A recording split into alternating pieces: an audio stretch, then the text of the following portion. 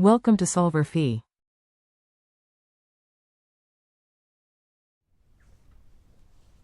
This question is a solubility calculation for a particular salt that is insoluble found in a buffer solution at a particular pH. The salt that we're considering is chromium 3 hydroxide. Chromium 3 hydroxide as a solid will dissociate into chromium ion and 3 hydroxide ions according to its KSP. That'll be equal to the chromium concentration multiplied by the hydroxide concentration cubed. This value was given to us at 6.3 times 10 to the negative 31. We are also given the formation constant for chromium with 4 hydroxides. So let's write that reaction. The cumulative formation of the complex ion chromium 3 with 4 hydroxides is going to be expressed as chromium 3 plus 4 hydroxides, creating this product. The Kf then will be the product concentration over the two reactant concentrations, recognizing 4 moles of hydroxide react, so we need to raise the concentration of hydroxide to 4 in our Kf expression. Now the question is just asking what is the solubility of this in a solution at a particular pH.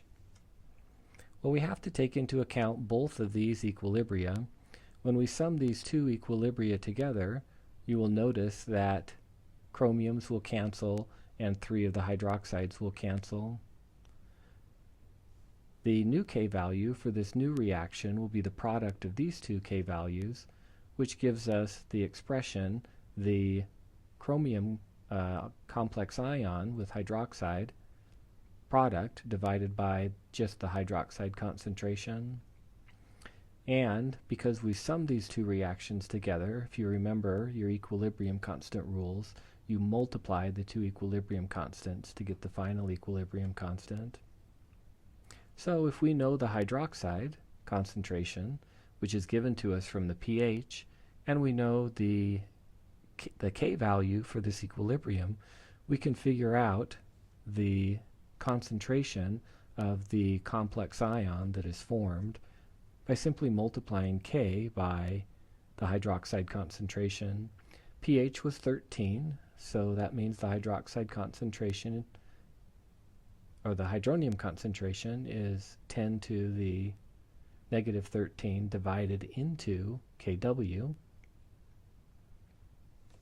And we get a complex ion concentration of 0.0504.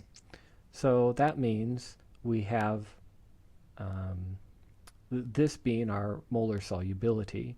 If we know the amount of chromium that exists in solution as CrOH4 minus, and we know that every one of these requires one of these to dissolve, then this concentration is this molar solubility.